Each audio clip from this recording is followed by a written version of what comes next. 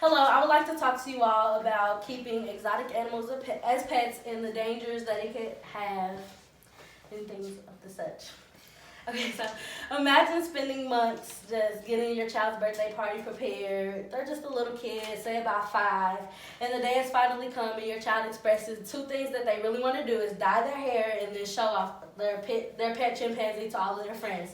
So when they go and get the chimpanzee, it attacks them simply because it just doesn't recognize them. And now your child could be very hurt or even worse. First, I would like to discuss the physical and mental state of exotic animals that are attempted to be domesticated, followed by the potential physical state the owner could have and the impact on society irresponsible release of the animals can have. To begin, I will explain the mental and physical harm that can occur when wild animals are kept captive. Animals, like humans, are they mentally and physically respond to their environment. For example, in 2011, a study showed that chimpanzees that were trapped and held captive showed signs of post-traumatic stress disorder and depression. After all, the animals are wild, so being kept in captivity and things like that, it really stresses them out, and they don't know how to deal with that, and they can't physically tell us that something is wrong, so they lash out and act violently and kill people or get themselves killed. Also in 2014, a study showed how 9-year-old gray African pairs had chromosomes as short as 23-year-old African pairs that were housed together instead of alone. And what I'm getting at with that is some animals are animals of companionship, and usually when people purchase exotic animals, they only get one of each kind, and therefore they can't do that because that will literally drive the animals crazy, cause them to do things like self-harm, like pluck all their feathers out, pull their hair out, things like that. And then due to I apologize. All right. And then another way exotic animals can be physically harmed is through starvation. A lot of people don't think about how much they need to feed these animals when they get them. Like lions, for example, eat almost 2 times as much as the average human does on a day. They can eat from 10 to 25 pounds of food every single day. And as you can imagine, that can get really expensive. So then you think, oh, I can feed them this when really you can't, and they're starving. And the last thing I would like to add is that as far as physical harm, a lot of these animals are obtained through illegal trading, which can also add stress and trauma to the animal. I don't know if y'all watch Law and Order, but there's an episode about animal trafficking, and he had a little monkey stuffed inside of a basketball. Just imagine coming all the way from China inside of a basketball when you used to roaming around in a jungle. You can imagine how stressful that can be for that animal. So you never know what's going to happen when you open it up to let them out or anything. So as much as you want an exotic pet in your home, it's really more dangerous than it is fun, so you should think about that first. While the health of the animal is very important, you should also consider your own health and the people in your home. Animals carry diseases, and their change in attitude can be a threat as well, and the consequences can be detrimental or fatal. A study showed that 2.2 million human deaths a year are linked to diseases passed from animals to humans. They're called zoonosis, which means disease passed from animals to humans, such as like tuberculosis, bird flu, and Lyme disease, to name a few, are killing humans increasingly. For example, when a Connecticut woman by the name of Charlotte Nash, she was attacked by her neighbor's pet chimpanzee, and it mauled her face out. And when it was doing that, the nails got stuck in her face, and she developed Lyme disease from that and became blind from that. Not from being mauled, but because the animal had a disease. And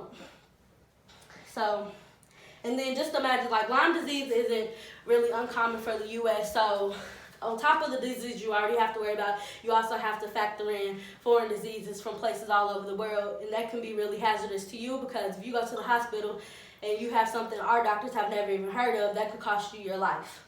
So, as mentioned in the previous example before, animals lash out and attack for a variety of reasons. So that's something you need to factor if you're thinking about purchasing one of those.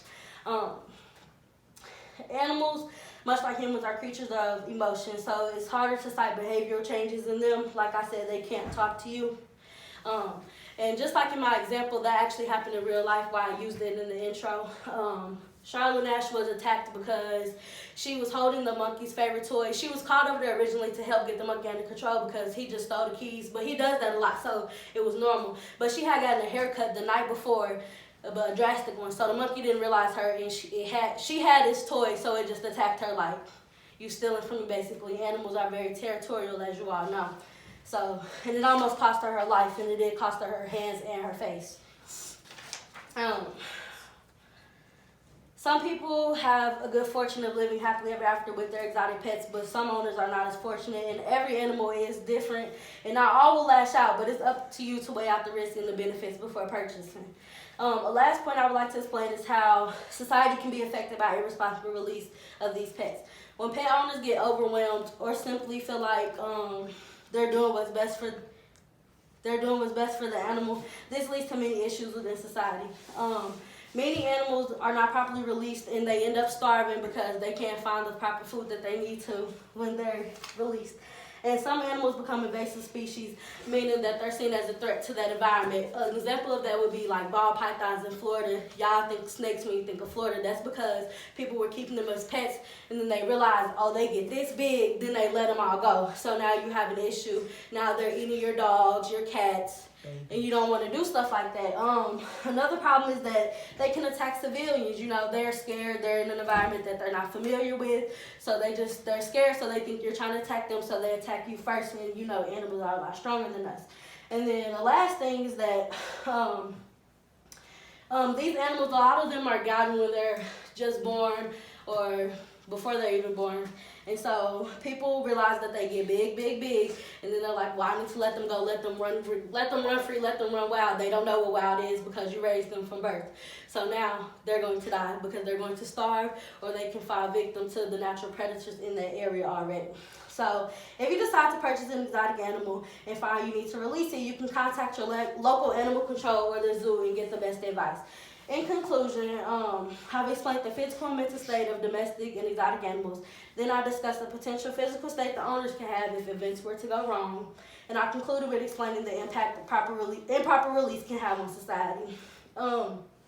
Next time you see an adorable animal that you just have to have, take a second to think about all the factors it takes to properly care for that animal and well-being of your environment.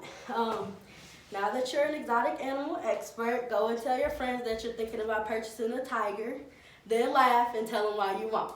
That was good. You did good.